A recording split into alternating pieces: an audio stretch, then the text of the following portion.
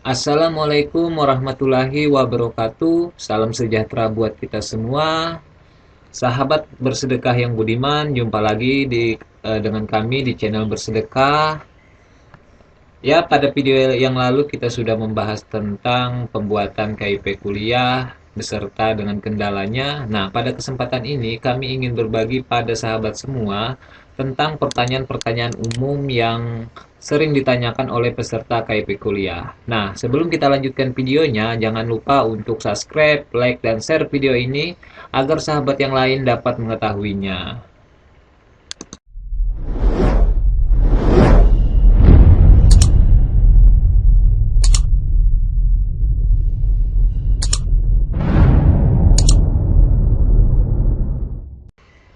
Oke sahabat, tidak perlu berlama-lama, kita lanjutkan videonya.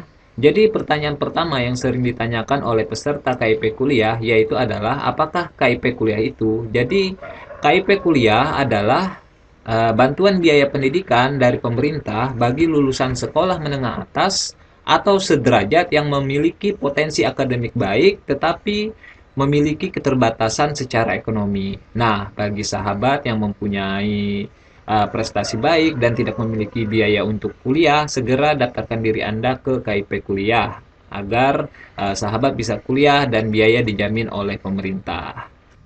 Oke, sahabat, pertanyaan kedua yang sering ditanyakan adalah apa saja sih biaya yang ditanggung oleh KIP kuliah?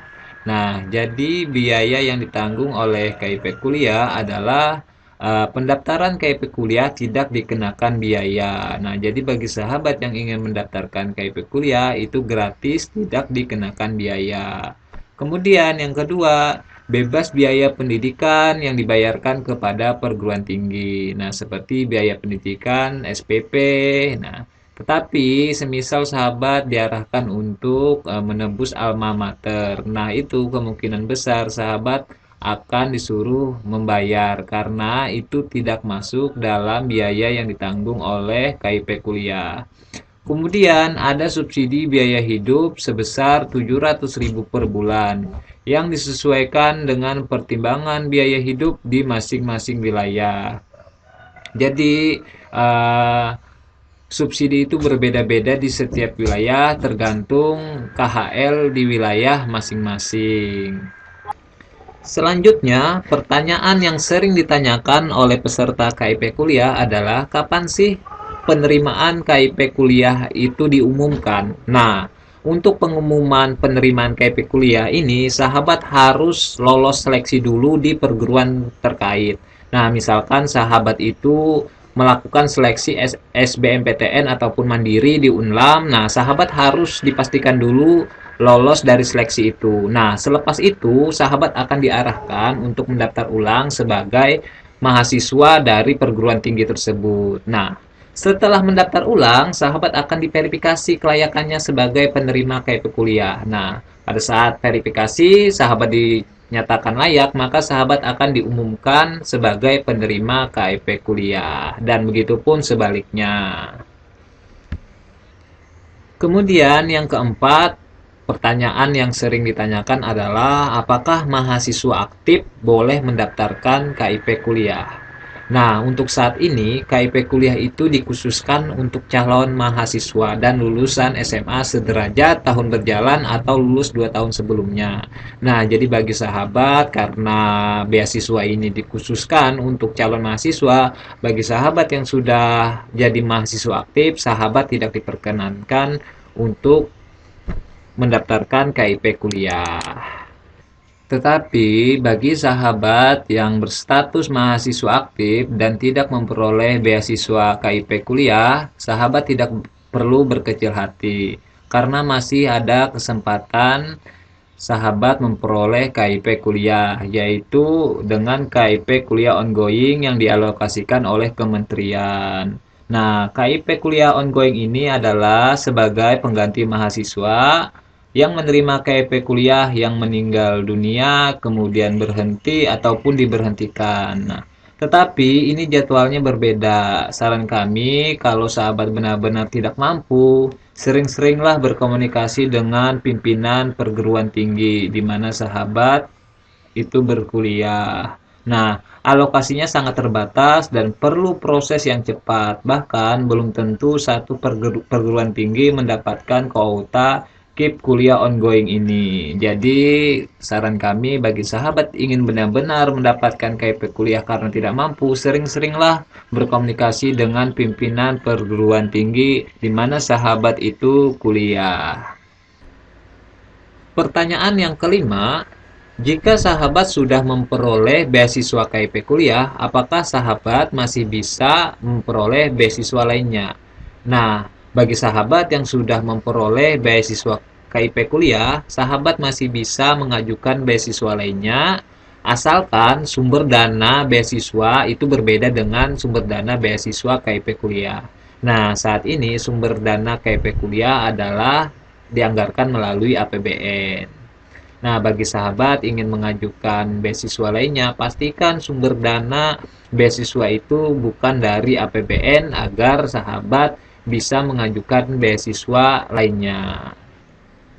Tetapi, bisa saja sahabat tidak dapat mengajukan beasiswa lainnya dikarenakan ada kontrak dengan perguruan tinggi mengenai hal tersebut, sehingga sahabat tidak dapat mengajukan beasiswa selain beasiswa yang sudah diperoleh.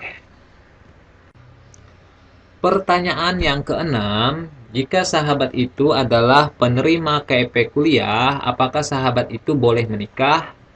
Pertanyaan ini cukup penting ya, apalagi sahabat sudah mempunyai calon jodoh, umur pun sudah sampai untuk menikah. Nah, pada kasus ini, pada prinsipnya, hal menikah itu tidak diatur oleh KIP kuliah. Namun, pada saat menikah, kewajiban pembiayaan sahabat itu tentunya sudah beralih ke suami.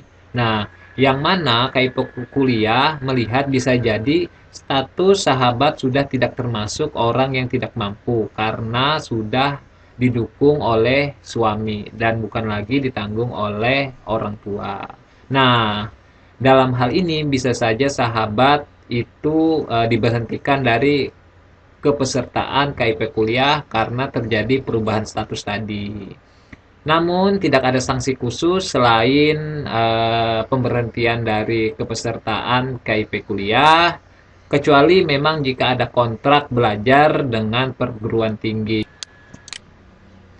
Perlu juga disampaikan bagi sahabat semua bahwasanya pemberhentian bantuan hanya diperkenankan untuk mahasiswa yang ternyata terbukti tidak layak. Nah, misalkan dalam satu kasus ada salah satu penerima yang membeli barang mewah dalam tahun-tahun terakhir ini. Nah, dalam kasus ini KIP kuliah akan mengirimkan tim verifikasi untuk memastikan kelayakan penerimaan yang bersangkutan. Intinya, sahabat tidak perlu khawatir jika memang sahabat layak untuk menerima beasiswa, sahabat tidak perlu khawatir untuk diberhentikan. Pertanyaan terakhir, jika sahabat sudah pernah melakukan pendaftaran akun di tahun 2020 dan ingin mengikuti KIP kuliah di tahun 2021, apakah sahabat ini masih bisa mendaftarkan mendaftar KIP kuliah menggunakan akun 2020. Nah, pada kasus ini sahabat masih bisa masuk menggunakan akun di tahun 2020. Nah, untuk sahabat ingin mengikuti kembali KIP kuliah di tahun 2021, silakan sahabat login dengan menggunakan akun yang sama atau akun yang sudah pernah didaftarkan pada tahun 2020. Nah, setelah berhasil login, akan ditampilkan profil siswa beserta alamat email. Silahkan sahabat isi konfirmasi email dan klik perbaharui akun. Nah, maka sahabat sudah bisa mendaftarkan keikutsertaan dalam KIP kuliah. Nah, mungkin itu beberapa pertanyaan yang sering ditanyakan oleh peserta KIP kuliah. Bagi sahabat yang memiliki pertanyaan, silahkan tanyakan di kolom komentar.